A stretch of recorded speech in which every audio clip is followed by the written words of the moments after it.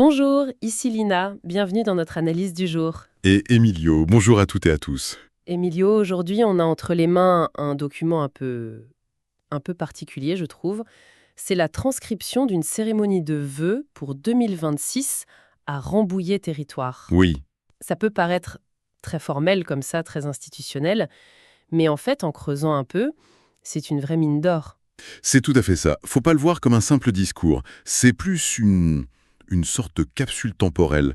C'est un instantané qui nous révèle l'état d'esprit, les angoisses et puis les espoirs de ceux qui sont en première ligne.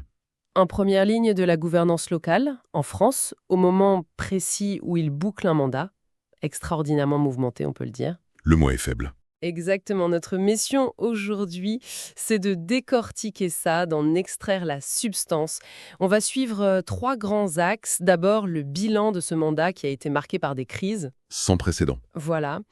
Ensuite, on verra comment, face à ce chaos, une vision économique se dessine. Une vision stratégique même, avec des connexions assez surprenantes avec les grands enjeux européens. Et enfin, on plongera dans ce qui est peut-être le plus important, le facteur humain. On verra comment, au-delà des chiffres, la solidité des relations locales est présentée comme la clé de voûte de tout.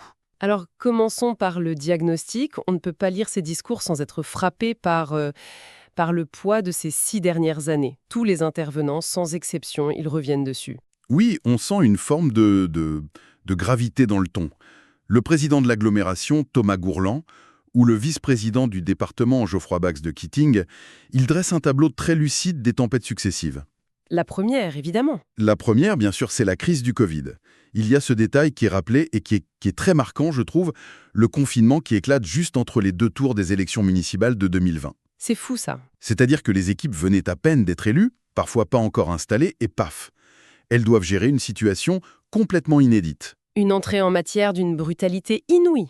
On imagine le choc pour un maire fraîchement élu qui pensait s'occuper de la voirie et qui se retrouve à gérer une pandémie mondiale. Exactement. Et à peine cette crise commençait à s'estomper qu'une autre arrive.